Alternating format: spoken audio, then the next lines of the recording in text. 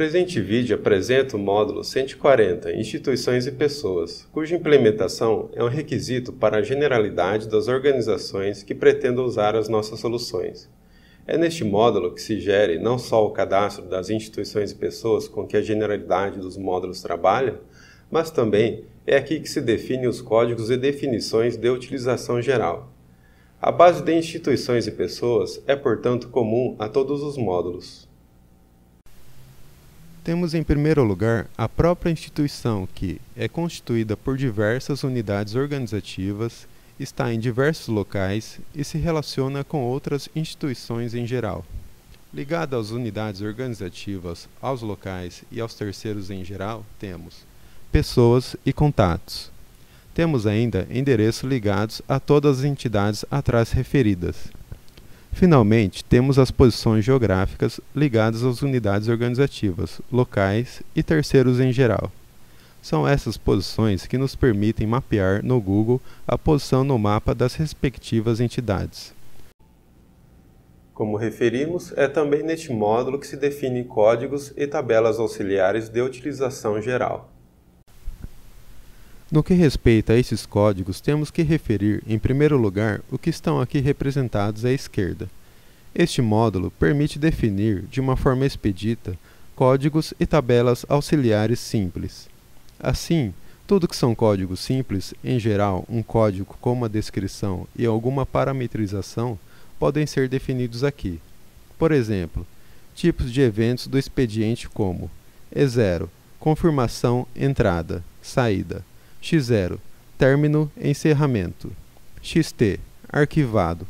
Tratam-se de códigos E0, X0, XT, com uma descrição do que significam. Pois bem, podem ser carregados aqui.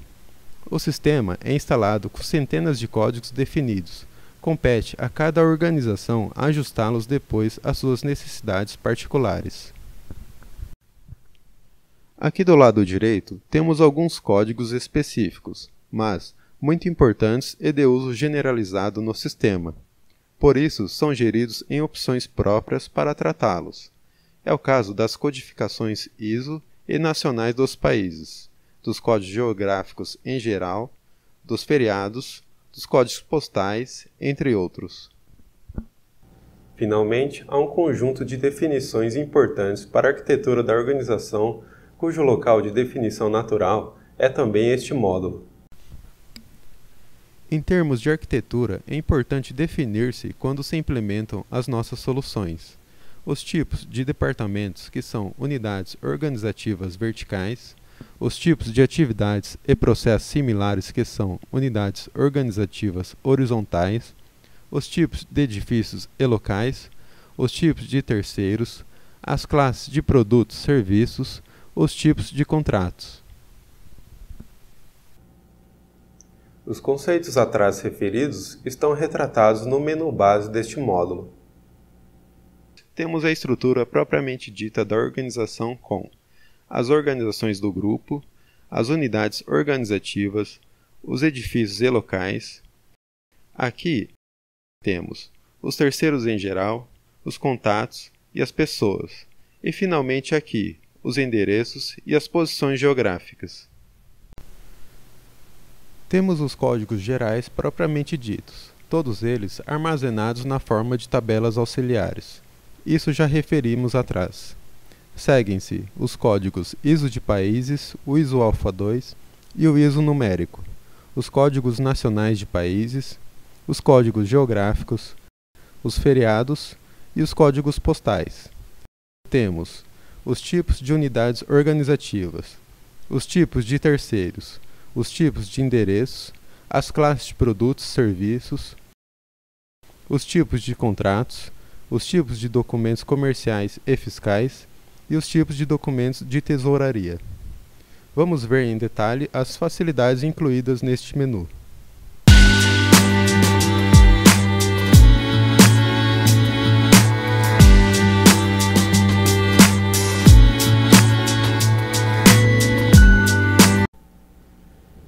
Para se começar a trabalhar com as nossas soluções, é preciso definir a organização em que estamos. Isto poderá ser feito de forma abreviada, só com seu código e nome, ou poderá ser feito com todos os detalhes necessários para uma faturação e outras exigências legais. Adicionalmente, pode ou não ser necessário definir a estrutura da nossa organização em termos de unidades organizativas. Unidades organizativas verticais, como os departamentos, unidades organizativas horizontais, como as atividades e projetos.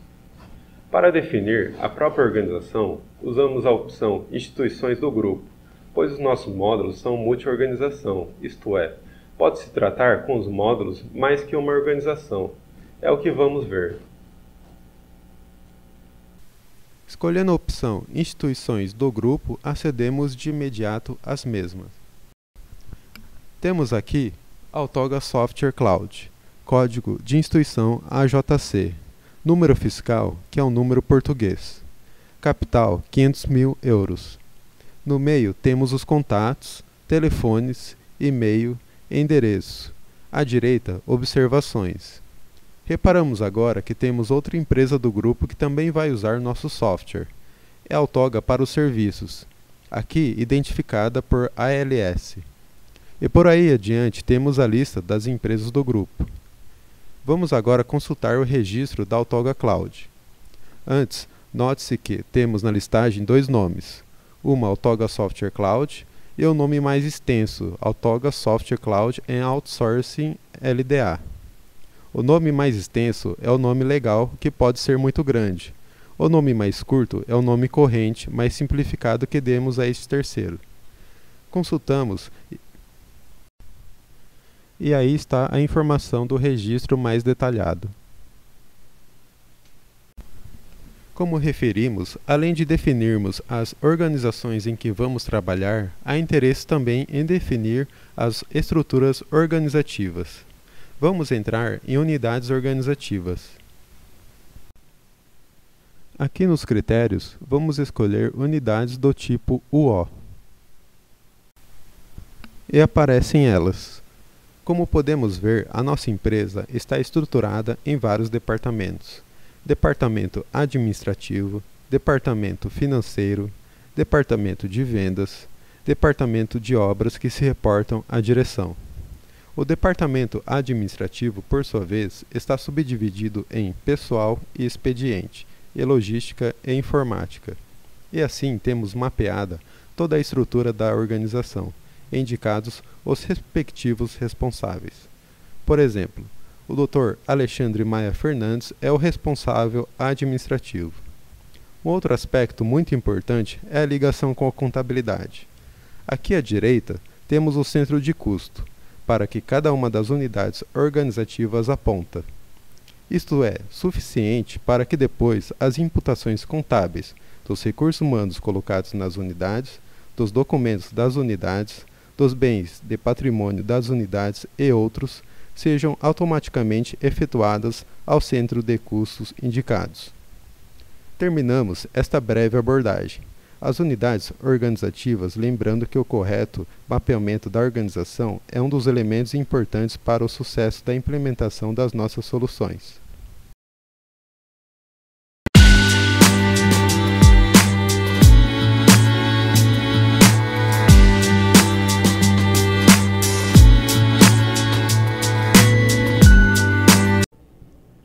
Se a organização o justificar, é importante definir os seus edifícios, bem como todos os locais que sejam importantes. Por exemplo, para saber onde estão as pessoas e os bens do patrimônio. Mas podem existir necessidades especiais de localização. Exemplo, num porto pode ser essencial haver o mapeamento dos terminais, enquadrados de forma a se localizar facilmente as cargas. Numa rede de máquinas de venda automática, espalhadas por uma cidade, pode também haver necessidade de localizar facilmente esse tipo de instalações, com base nas suas posições geográficas, inclusive mapeando-as no Google. Vejamos. Escolhendo a opção Edifícios e Locais, fazendo OK nos critérios de seleção, obtemos uma listagem exemplificativa do que se trata nesta opção. Temos aqui uma seção ED, Edifícios, em que temos só um edifício, o edifício sede, com locais como LC ES01 primeiro andar, LC ES01 representando o primeiro andar, outro 01 representando a sala 1, A1 o armário e 23 a posição. LC ES02 representando o segundo andar, entre outros. Isto é, pode-se mapear em detalhe os edifícios e o que é importante, para depois saber onde estão bens e pessoas. Depois temos um conceito que é o de estabelecimento para um efeito legal determinado. De fato, para determinados fins legais, segurança social e outros, é importante identificar os estabelecimentos onde estão as pessoas, entre outros. Este conceito de estabelecimento pode não corresponder ao de edifício e ou de endereço. Por isso, tem-se também de definir para responder às mapas legais, por exemplo. Passamos aqui a um conceito de localização pura, no caso um cais num porto onde é importante mapear localizações para colocar e localizar as cargas. Basicamente, temos coordenadas em superfície e em altura, já que cargas como contentores e outras também se armazenam em alturas, uma por cima das outras. Temos então o cais A, que tem parques, o parque AA e células no parque AA. LC AA01010, que representa cais A, parque A, posição 0101, nível 0, que é o térreo. E depois temos a posição 01011, que é o nível 1 da anterior, e assim por diante. Podíamos mapear todos os parques do porto em causa. Acreditamos ter dado uma ideia concreta dessa questão do mapeamento físico da organização, mas lembramos que é uma questão que varia muito de organização para organização, e se necessária, deve ser devidamente estudada. Podem ser necessários mapeamentos mais complexos, como os traços de redes, esgotos, estradas, rotas de distribuição, entre outros.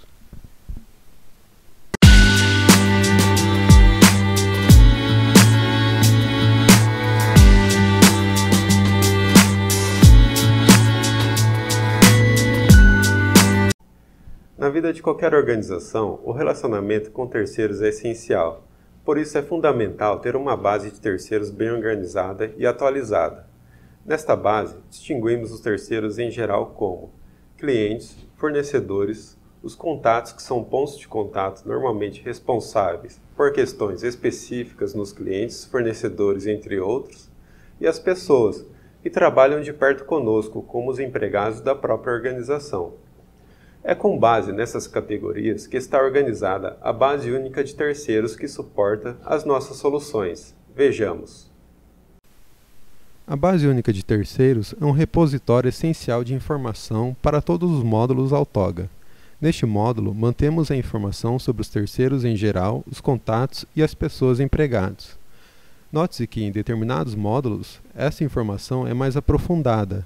É o caso do M145, Relações do Negócio, o CRM, que desenvolve o relacionamento com os terceiros, e dos módulos de RH, que desenvolvem as informações sobre as pessoas empregadas. Mas, o que a seguir vamos ver é suficiente para as necessidades da generalidade dos módulos. Vejamos terceiros em geral. Fazendo OK, obtemos uma listagem exemplificativa. Todos eles têm aqui CL, são clientes, o IPAX, o AJX e o Alpha.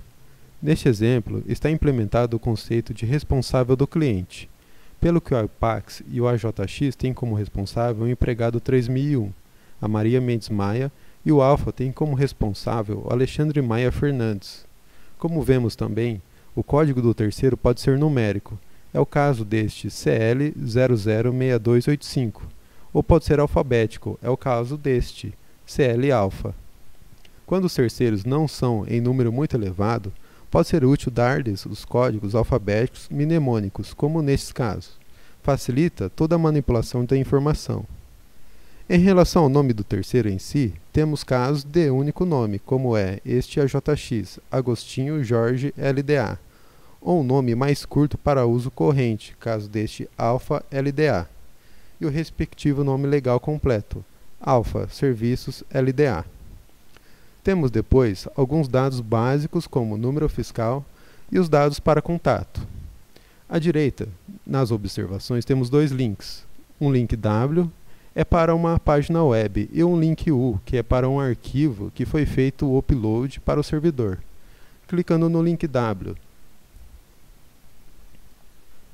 temos uma página, a página Minimal, um dos principais participantes na rede Autoga.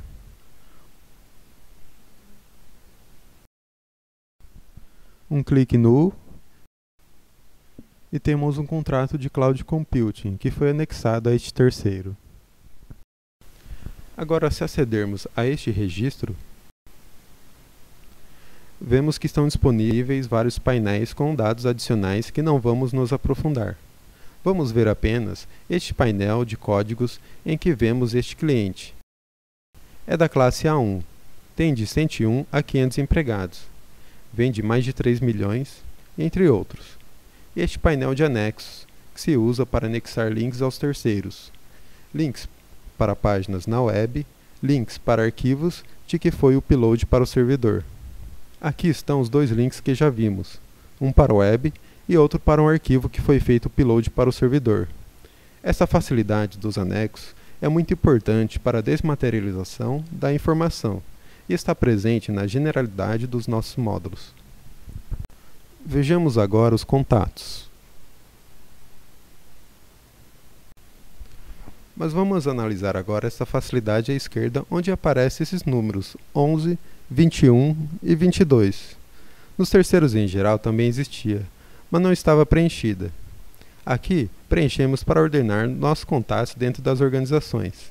No caso, escolhemos o 11 para administradores, o 21 para diretor financeiro, o 22 para diretor dos recursos humanos, entre outros. Esses códigos podem ter mais dígitos, é o que permite uma organização bem detalhada. Essa facilidade simples de organizar os registros aparece em várias opções dos nossos módulos. Quanto às pessoas empregadas, se entrássemos nesta opção, veríamos algo semelhante aos contatos, só que com dados mais específicos dos empregados.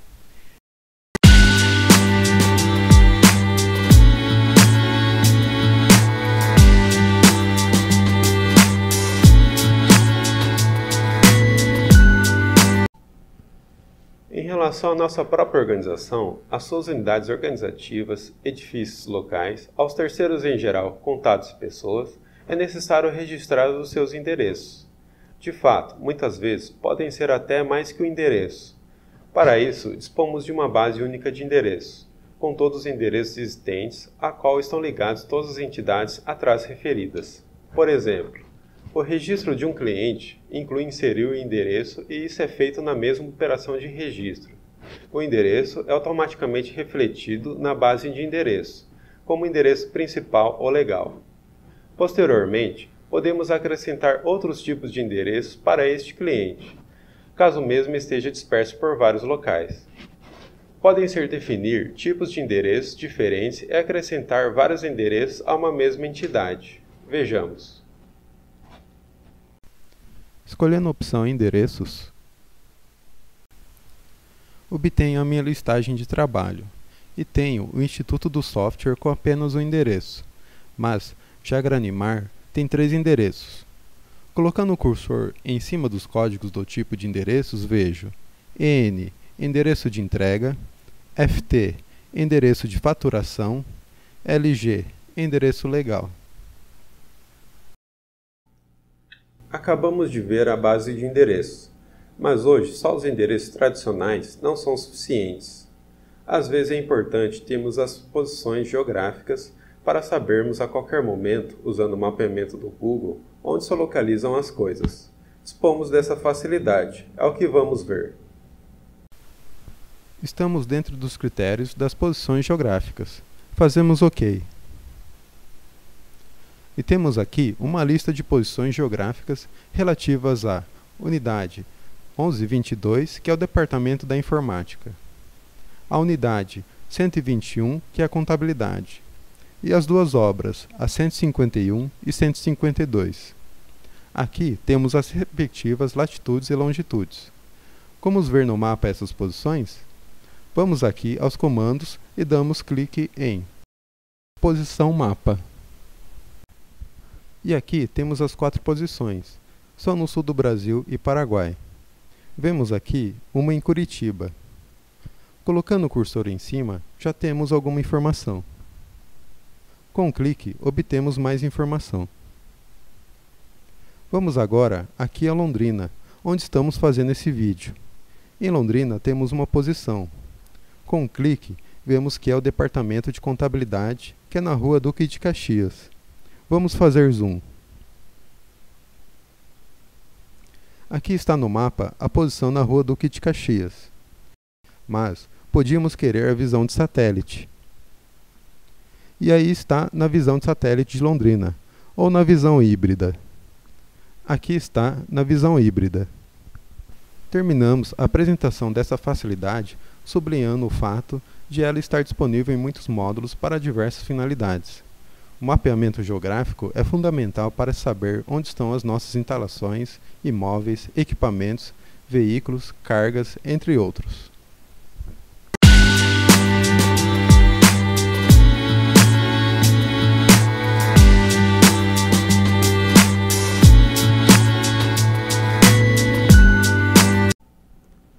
Este módulo permite definir códigos e tabelas auxiliares simples. Tudo que são códigos simples, em geral um código com uma descrição e alguma parametrização, podem ser definidos aqui. Vejamos. Entrando aqui na definição dos códigos tabelas, vamos escolher códigos tabelas relacionados com o objeto Bench. E OK. Temos um conjunto de códigos definidos. Por exemplo, este código, relação vínculo classe. Vamos aqui nesta e fazemos clique. E pronto. Temos então valores definidos para este código. Podíamos agora alterar, eliminar ou acrescentar valores e descrições. Veja-se que mais atrás nesse vídeo, vimos um cliente com este valor CA1, cliente classe A1. Existem também alguns códigos específicos, mas transversais a todos os módulos, como os códigos de países, códigos postais, entre outros, que merecem um tratamento próprio e são definidos na base única de informação que este módulo gere. Vejamos. Como referimos, apesar de todos os códigos e tabelas auxiliares poderem ser definidos nas opções anteriores, os códigos mais comuns têm opções próprias nos diversos módulos para facilidade de acesso e manipulação. Nestes casos, temos, por exemplo, os códigos ISO de países e outros códigos. Fazendo clique, por exemplo, em países código ISO alfa 2, obtemos direto os códigos de países que todos conhecemos da internet.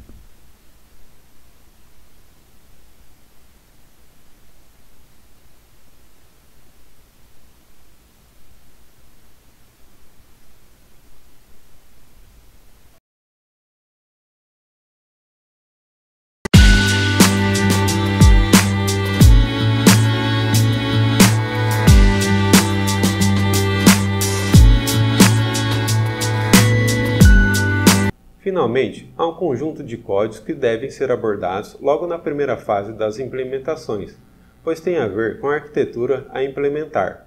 São eles: os tipos de departamentos que se julguem importante distinguir, os tipos de atividades e processos similares que se querem mapear, os tipos de edifícios e locais, os tipos de terceiros, as classes de produtos e serviços, os tipos de contratos, os tipos de documentos comerciais e fiscais, os tipos de documentos de tesouraria. Esses tipos são, em geral, definidos sobre a base que é desde logo disponibilizada com a instalação, eliminando alguns do que existem, alterando designações e acrescentando outros. Vamos ver.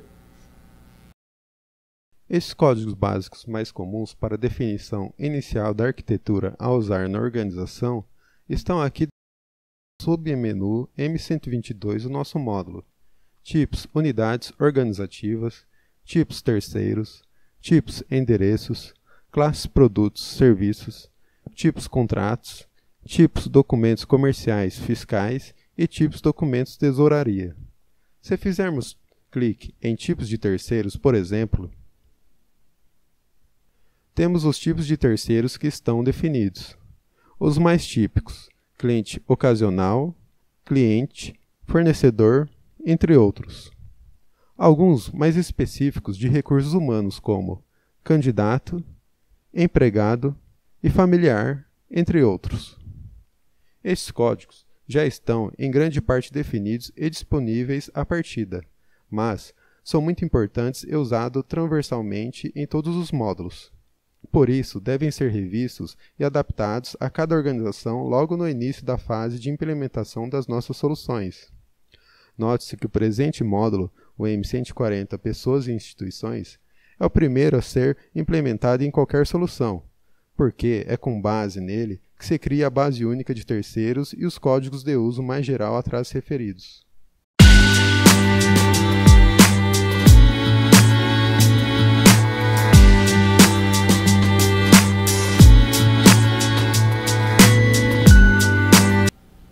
Neste vídeo, apresentamos o módulo 140, Instituições e Pessoas, com o detalhe necessário para uma primeira avaliação do seu interesse para a sua organização. Lembramos que o grau de implementação depende dos outros módulos que se queiram implementar, já que é uma base comum a todos os módulos. De qualquer forma, só por si, este módulo assegura uma base única de informação sobre a estrutura da empresa, suas unidades organizativas e locais e sobre os terceiros em geral, incluindo contatos e pessoas empregados, o que é um importante valor acrescentado para qualquer organização. Tudo isto poderá ser aprofundado em diálogo conosco para uma melhor análise das suas necessidades e das respostas que temos para elas. Nós e a rede de parceiros em que nos integramos estamos inteiramente disponíveis para ouvir e apoiar.